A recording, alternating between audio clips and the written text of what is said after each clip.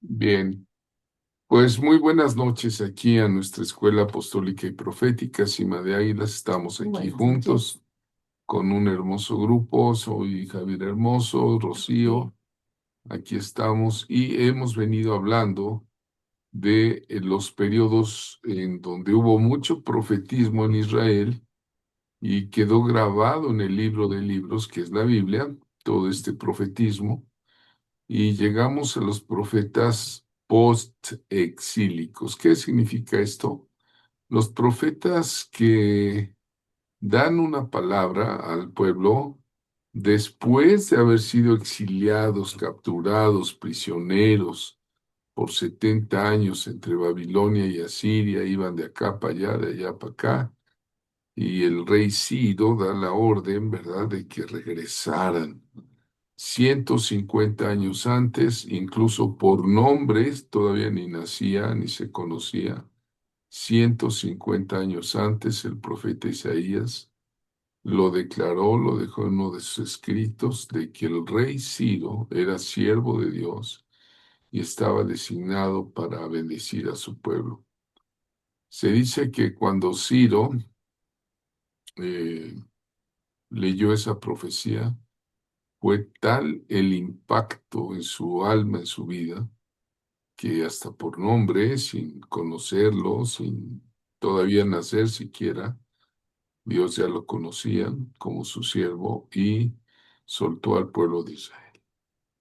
Luego vinieron, hemos estado hablando de tres profetas que son Ageo, que son Zacarías, ayer los vimos, hoy vamos a ver al profeta Malaquías, así que pongan su libro. ¿En qué página está, Rosy?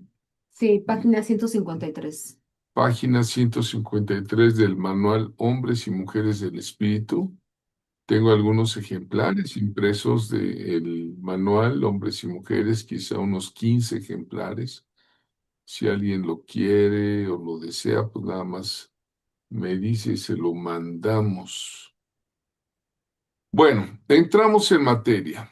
De los profetas post-exílicos está un personaje, un hombre del espíritu, eh, que se llama Malaquías.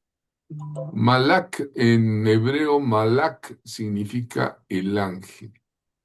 Entonces el libro, el nombre de Malaquías tiene una gran significancia como mi mensajero o mi ángel, ¿no? Imagínense que portar este nombre, ¿no? De parte de Dios, profético, ¿no? Mi mensajero, mi ángel, ¿no? Si alguien quiere leer la primera diapositiva, vamos a pedirle a José Luis que tenemos en primera fila, por favor. Amén. Profecía de la palabra de Jehová contra Israel por medio de Malaquías. Malaquías 1:1. Amén. Amén, ¿verdad?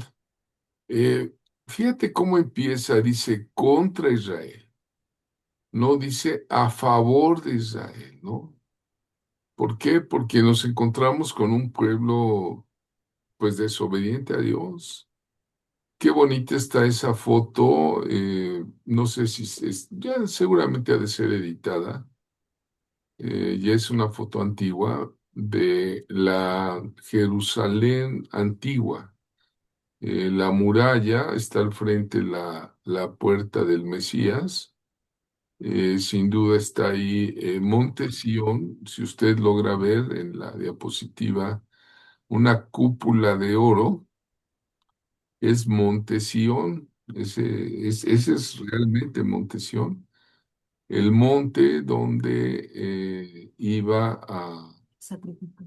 a sacrificar Isaac, Abraham a Isaac, ¿no? Entonces, hoy día, pues es un lugar de adoración, es una mezquita árabe, es una mezquita y nos informan que un shah la mandó recubrir de oro, de oro gold como el del anillo de boda, anillo de compromiso, ¿verdad? Tiene ahí toneladas de oro, Y por es un eso lugar muy sagrado para los musulmanes. un lugar sagradísimo y también para los Sí, judíos. claro. Ujú. De hecho, cuando Aunque ellos están del otro ellos lado, no tienen acceso a esa están mezquita, de los eh, santos. del otro lado está el Muro de los Lamentos, donde pues ahí sí podemos llegar incluso los gentiles a orar. Previamente te ponen una kipá en la cabeza para que puedas entrar y las mujeres las separan al patio de las mujeres, ¿verdad? Sí. Entonces, bueno, este es el asunto. Pero regresamos a Malaquías 1:1, donde dicen en su contexto, eh, a este hombre, Malaquías, le tocó vivir una época de gran escepticismo. La gente había dejado de creer. O sea, lo que pasó en Babilonia, lo que vivieron en Babilonia, los dioses de Babilonia, la experiencia de esclavitud, eh, no se habían cumplido todas esas esperanzas, ¿no? Que Ageo, que Zacarías les daban. Hay que reconstruir el templo. Ayer vimos todo eso, ¿no? Vamos a hacerlo. Y sí, sí lo lograron. Hicieron un templo quizá no tan suntuoso como el templo de Shalomo, pero Malaquías aparece en escena y empieza a hablar con temas trascendentales como el amor de Dios, ¿no? También como la justicia divina. Tú vas leyendo Malaquías, la retribución de Dios también. Eh, Toca el tema de las ofrendas y los diezmos del Señor. También habla de los matrimonios mixtos y de los divorcios, ¿no? Entonces, Malaquías tiene un gran mensaje y vamos a ver, ¿verdad? Este punto. Bueno, Malaquías, Malak decía es mi ángel, ¿verdad? Es una abreviatura de la palabra hebrea de el mensajero. Un ángel es un mensajero. Escribe más o menos en el año 430 antes de Cristo. Él tiene un ministerio más o menos de 30 años y después se dice que hay un periodo de silencio donde los teólogos dicen que Dios produjo un silencio después de Malaquías hasta que aparece Juan, el profeta inmersor. Eh, No, no es que hubiera silencio. Hubo grupos como los que se iban al desierto y allá tenían ellos sus escuelas, ¿no? Los esenios, ¿no? Por ejemplo, hay mucha documentación de grupos esenios que son grupos sacerdotales que se apartaron a meditar, escribir, a seguir, pero no se incorporaron sus escritos en la Biblia. Entonces, eso no significa que Dios haya quedado callado, ¿no? Sino que estaba preparando. El profeta revela la obra del Espíritu Santo. Y es una voz de confrontación, ¿eh? Él viene a confrontar, o sea, ya vimos cómo empieza palabra, profecía contra Israel, ¿no? Es alguien que confronta, pero para traer purificación, restauración del pacto. Si tú lees en Malaquías 1:6, él empieza a disertar. Dice, el Hijo honra al Padre. Si pues soy padre, dice el Señor, ¿dónde está mi honra? Ujú. Fíjate, Dios, el eterno Padre Celestial, está diciendo, ¿dónde está mi honra? ¿No? Entonces, pues todo esto que le toca a él, ¿verdad? El Espíritu Santo aquí con Malaquías es un fuego purificador, es un altar encendido, ¿no? Malaquías anuncia que vendrá Dios como fuego de fundidor, como jabón de lavadores, ¿no? Fíjate, en Malaquías 3, versículos 2 y 3, ahí están en tu libro, ¿no? ¿Y por qué viene Dios a limpiar? Pues no, no solo al pueblo, ahora también el Señor va sobre el sacerdocio, a devolverle la integridad del servicio. ¿Qué estaba pasando? Miren, vemos en la diapositiva un hombre que lleva su sacrificio, va con su familia, ahí están, bueno, pues en el área de la explanada, ahí están en el templo los sacerdotes y lleva el sacrificio, pero Malaquías se da cuenta que no llegaron completamente santificados de allá de Babilonia, ya tienen su templo, ya lo construyeron. La ciudad de Jerusalén ya había sido reconstruida, vemos esto en el libro de Nehemías. Ya tenían un siglo, ya tienen un siglo habitando ahí ese remanente de Dios que Dios permitió, pero ese remanente de repente edifica el templo y se vuelven negligentes, se vuelven flojos, se vuelven indolentes, así como que... Entonces, otra vez, ¿verdad? Entonces, Malaquías es cuando saca sus disertaciones proféticas, dice, el hijo honra al padre y el siervo a su señor. Si pues yo soy su padre, ¿dónde está mi honra? Dice el Señor, ¿dónde está mi honra? Y si soy señor, ¿dónde está mi temor? Dice Jehová de los ejércitos a vosotros, oh sacerdotes. ¿A quién le está diciendo? A Al los sacerdocio, sacerdotes. ¿no? Que menospreciáis mi nombre. Y dices, pues ¿en qué te hemos menospreciado? Nosotros estamos sirviendo aquí en el templo. Bueno, ¿cuál era el asunto que les habla a los sacerdotes? Que los sacerdotes bajaron la calidad de su servicio, la calidad de su santidad a Dios. Dios les indicó expresamente que toda ofrenda presentada para el servicio del santuario debía ser sin defecto, ¿eh? Y que debía ser lo mejor. En Éxodo 12:5 dice, una ofrenda sin defecto. A veces decía lo primogénito, ¿no? Esto podía simbolizar la perfecta pureza eh, de aquel que había de ofrecerse sin mancha, como un cordero sin mancha y sin contaminación, expresó el apóstol Pedro en su primera carta 1:19. Ahí vemos los sacrificios que llevaban. Llevaban gorriones, palominos, cabritos, machos cabríos, corderos también, la vaca roja, la vaca lazana, llevaban carneros, llevaban al templo becerros, becerritos que no hubieran servido, cordero macho, novillos, bueyes, pues todo eso llevaban a los sacrificios, ¿no? Pero ¿qué pasa? El sacerdocio empieza a aflojar las exigencias de Dios.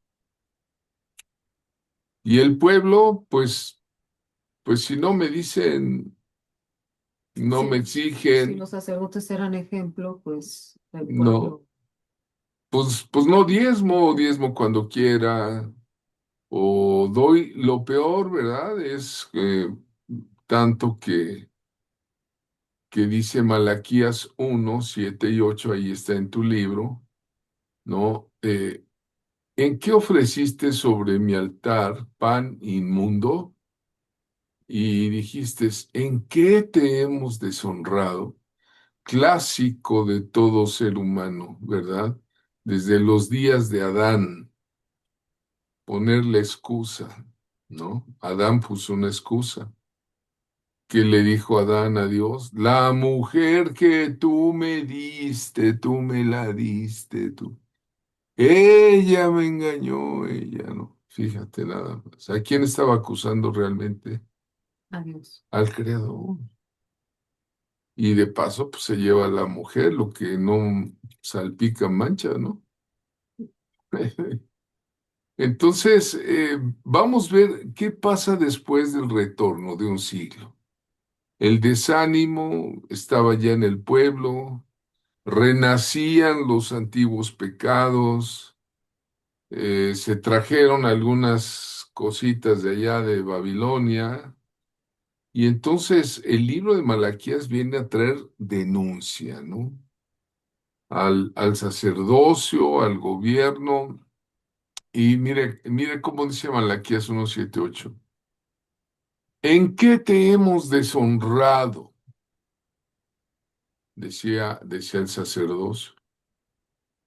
En que pensáis que la mesa de Jehová es despreciable. Y cuando ofrecéis el animal ciego para el sacrificio, ¿no es malo?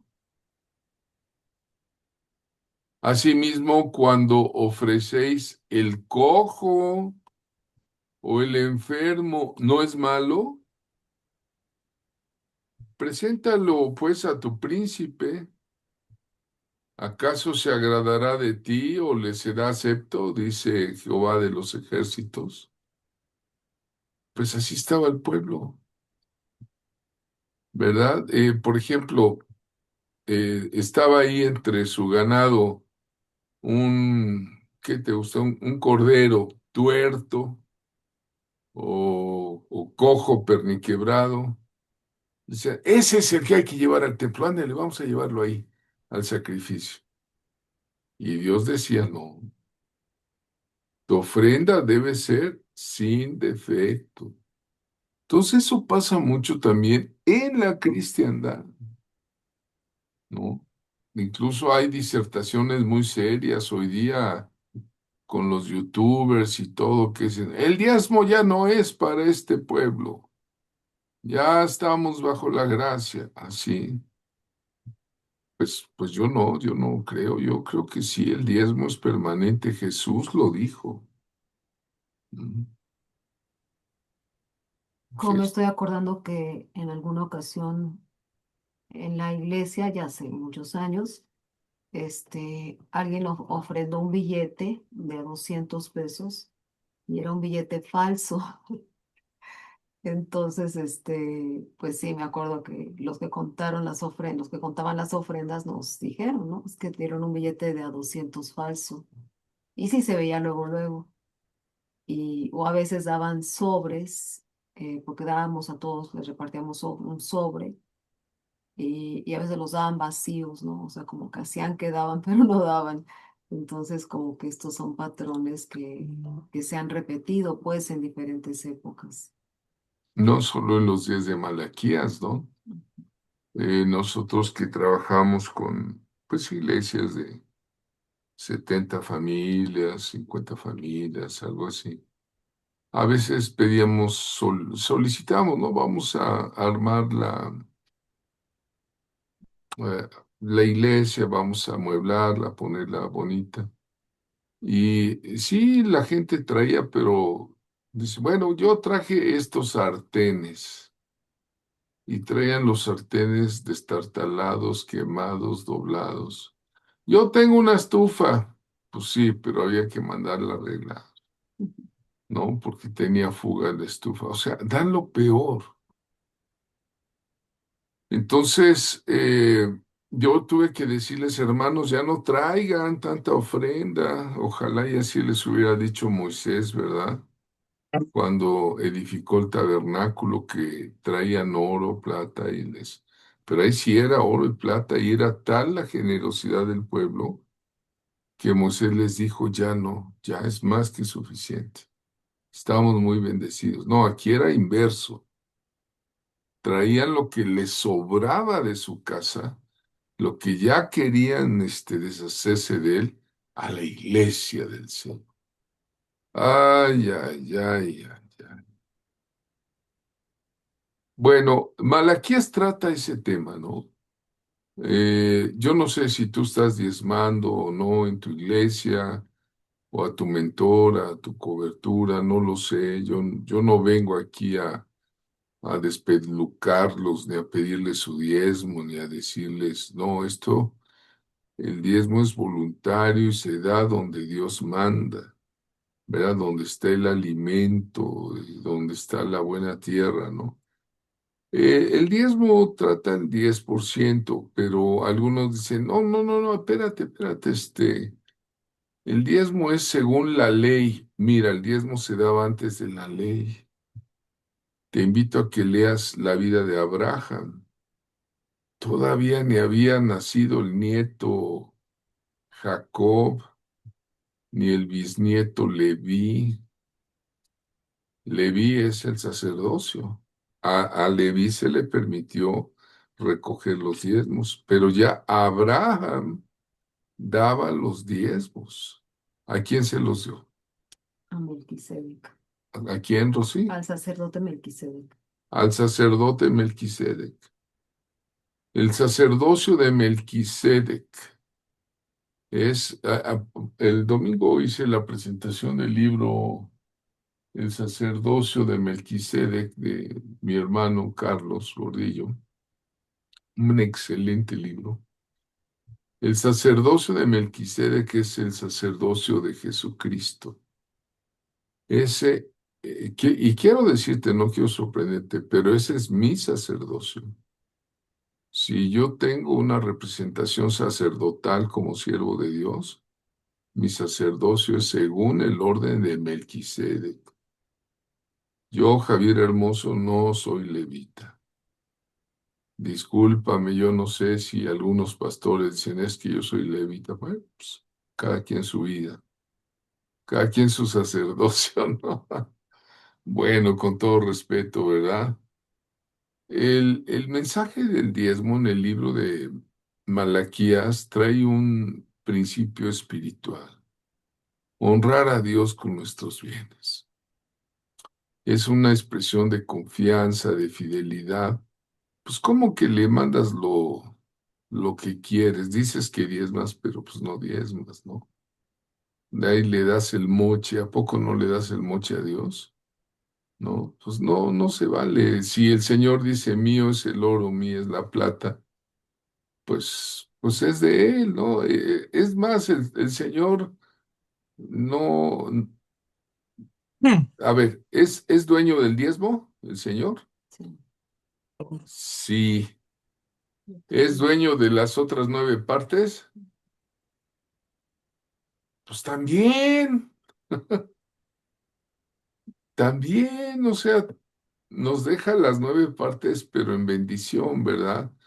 Entonces, Malaquías 3:10 confronta al pueblo lo confronta a que no retenga lo que le pertenece a Dios. Los invita a ser fieles con un Dios que abre las ventanas de los cielos, dice. Qué bonita expresión, parece poética, pero no, es real. Dice, abriré las ventanas de los cielos. Dice, reprenderé por ustedes al devorador. Tú no tienes que andar reprendiendo al espíritu de pobreza, de escasez, a Satanás, al ladrón. No, tú no. Tú entregas a Dios lo que es de Dios. ¿Y quién va a reprender en tu lugar? El Señor. Reprenderé por vosotros al devorador. O sea, el diezmo no es solo una obligación, es un acto de obediencia. Por ejemplo, Jacob todavía no había engendrado a Leví y le dijo allá en Betel, en el sueño que tuvo, donde subían y bajaban ángeles. Le dijo, si tú me bendices en este viaje que voy, me dieres de comer y me vistieres, el diezmo apartaré para ti, ¿no? Entonces el diezmo no entra en el marco de la ley. Algunos se preguntan, oye, yo creo que desde Génesis ya estaba, el Señor apartó un árbol ahí, dijo, no quiero que coman de este árbol, punto, ¿no? Y del árbol de la vida también dijo, no, ¿no? Porque pues Dios es soberano, ¿no? Entonces tiene algunos principios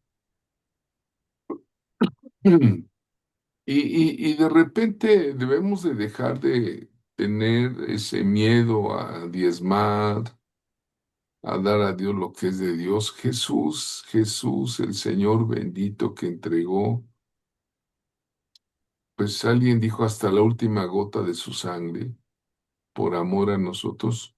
Fue alguien que dijo, dad y se os dará. Él dio su sangre para perdón de nuestros pecados, ¿no? Entonces debemos recordar que una de las enseñanzas que traía el Señor se la dejó bien clarita al apóstol Pablo. Le dijo, diles que más vale dar que recibir, ¿no? Entonces, dice, traigan los diezmos al alfolí. Algunos dicen, ¿cuál es el alfolí? Algunos dicen, así se llama la cartera del pastor. No, el alfolí en la Biblia era el granero del templo. Representaba donde está la semilla, ¿verdad? Donde está la semilla en sentido profético, espiritual, la semilla de la palabra.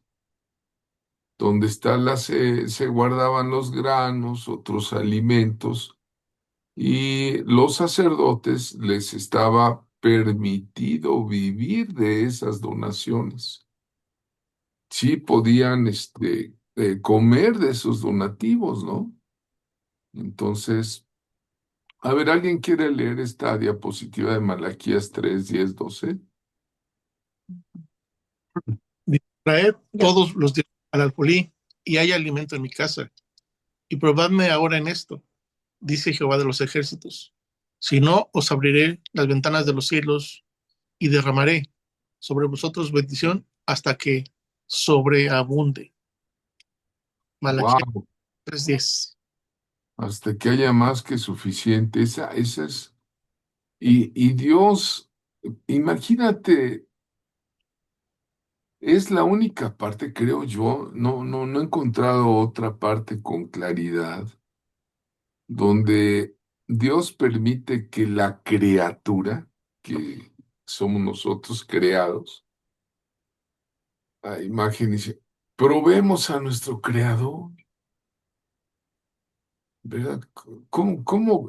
Ahí Dios dice, pruébenme, pruébame, ¿verdad? Entonces, pues si vivimos deshonrando el nombre de Dios y me siento eh, pues bien, pero estoy dando una adoración pues un poco a medias, un poquito falsa, sí. Eh, Malaquías se da cuenta de eso y les dice a los sacerdotes, ustedes mismos están quebrantando las leyes de Dios. Están permitiendo que les traigan los animales ciegos, los animales, ¿no? Entonces, esto eh, también significa que el pueblo se había vuelto arrogante, ¿verdad? Este, y entonces el Señor manda a Malaquías con muchas palabras. Una de ellas es, por ejemplo, esta es muy interesante. No solo es el profeta de los diezmos, como ya escuchamos en los sermones, ¿no? También es el profeta que nos dice, os envío al profeta Elías, ¿no?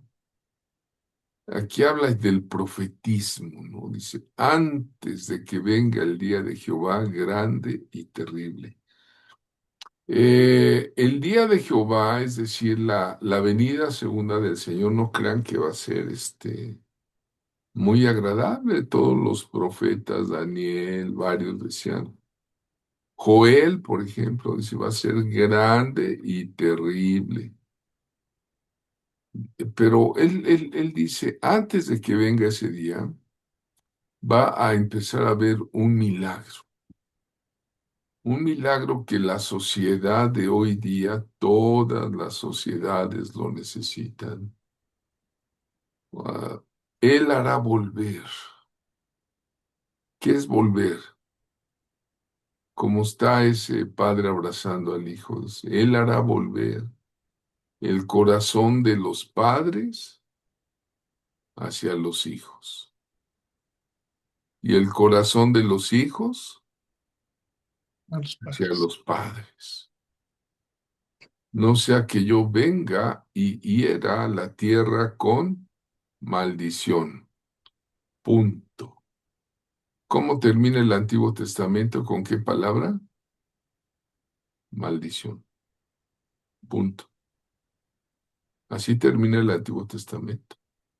Pero Dios no lo quiere. O sea, está diciendo no, no, no, no.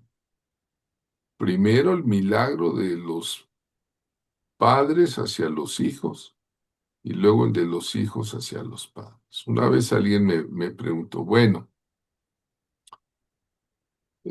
pastor, ¿se refiere también a los hijos espirituales? Y yo me quedé pensando y dije, Señor, dime qué le digo, qué le digo. Pues yo creo que sí también. No solo los hijos en la carne, que son sumamente importantes, como hoy hablábamos al principio de la clase con nuestra hermana Lupita, ¿no? De un papá que estaba arrepentido de un acto, ¿no? Eh, con su niña, ¿no?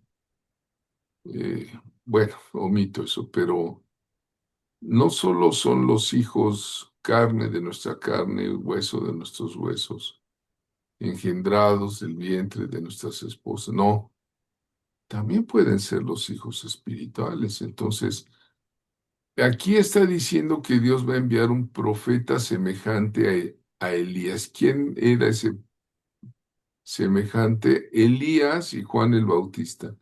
¿Qué representan? El profetismo, ¿no? El Nuevo Testamento comienza cuando este profeta hace un llamado para que el pueblo se vuelva de sus pecados y regrese a Dios. Bueno, no es que empiece el Nuevo Testamento, sino que es uno de los temas de inicio del Nuevo Testamento, ¿no? El Nuevo Testamento inicia con la venida del Mesías, pero hubo alguien que preparó el terreno para el ministerio del Mesías, nuestro Señor, ¿no?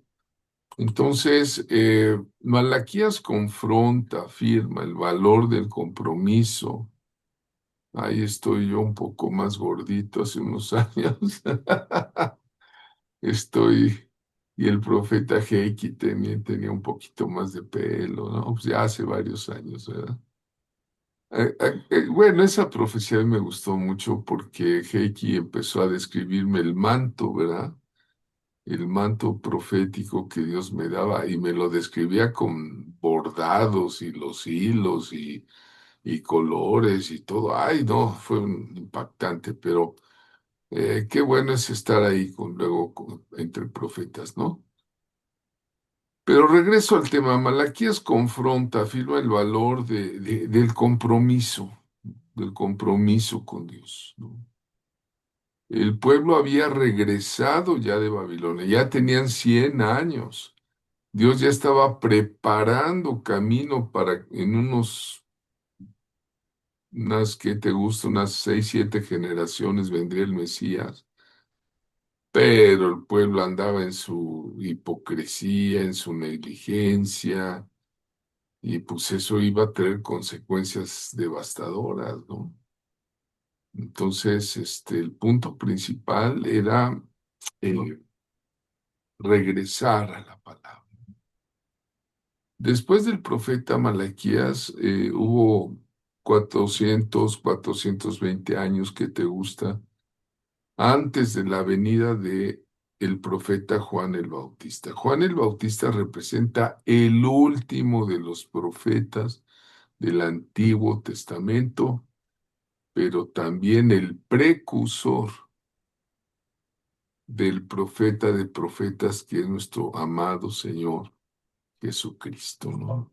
Esta época que pasó, les decía, los teólogos le llaman el periodo de la época del silencio.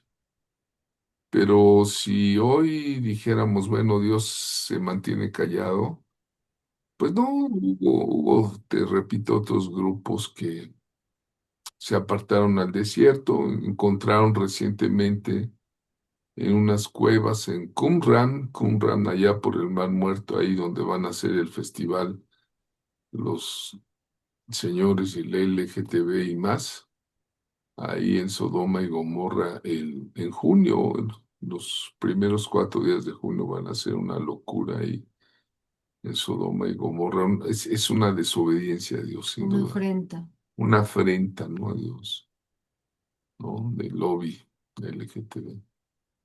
Entonces, bueno, no han cambiado mucho las cosas del tiempo de los profetas hasta hoy, eh, pero Y así gracias. pasa porque Dios es lento para la ira y grande en misericordia, pero ya con una afrenta así de ese tamaño, es también tiene consecuencias. Ujú. Pues sí, sí,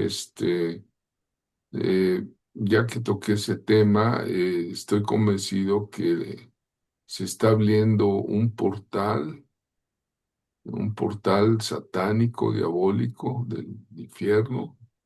En ese lugar es un portal espiritual, obviamente, para diseminarse en toda la tierra, ¿no? ¿En contra de quién? De Dios. De Dios y de la primera institución que Dios estableció. ¿Cuál es la primera institución que Dios estableció? La Sí, familia. La primera estructura que Dios estableció, ¿cuál fue? El matrimonio, ¿no? Entonces, pero gracias al Señor Jesucristo, que pertenecemos ahora a la familia de la fe y que el Señor Jesús se va a casar. Alguien me dijo, siempre fue soltero. ¿Qué tanto hablan ustedes de consejería matrimonial si Jesús era soltero? Le dije, pero se va a casar. Ah, sí, ¿cuándo? ¿Con quién? Con la iglesia, su pueblo, ¿no? La iglesia es la esposa espiritual. Ya somos la esposa, o sea, algunos dicen, es que somos la novia hasta que nos casemos allá en el cielo, en las bodas del Cordero. No, somos ya la desposada, ¿no? Ya tenemos la bendición, los derechos, los atributos de esposa del Señor, ¿no? Aquí en la tierra, ¿no? Alabado sea el Señor, alguien diga aleluya. Amén. Amén. Bueno, amén. terminamos los profetas bots exílicos. Hay algo que llama la atención de Malaquías, ¿no? Eh, cuidado con juntarse con matrimonios mixtos, ¿no? Otra vez vuelve a decirles, no hagan yugos desiguales, ¿no? Porque pues, sabe Dios cómo llegaron de Babilonia, ¿no? ¿No? Entonces, otra vez preservar la identidad del pueblo. Pues hermanos amados, con esto terminamos esta noche. Los profetas del Antiguo Testamento, la clase que entra el próximo semana, empezamos ya con los del Nuevo Testamento, hombres y mujeres del Espíritu, del Nuevo Testamento, muy, muy, muy interesante. Nos vamos a llevar unas sorpresas espirituales que están ahí entre líneas, ¿no? Entre líneas del Nuevo Testamento. Bueno, pues hoy damos el corte a nuestra clase. Agradecemos mucho. Soy Javier Hermoso y Rocío.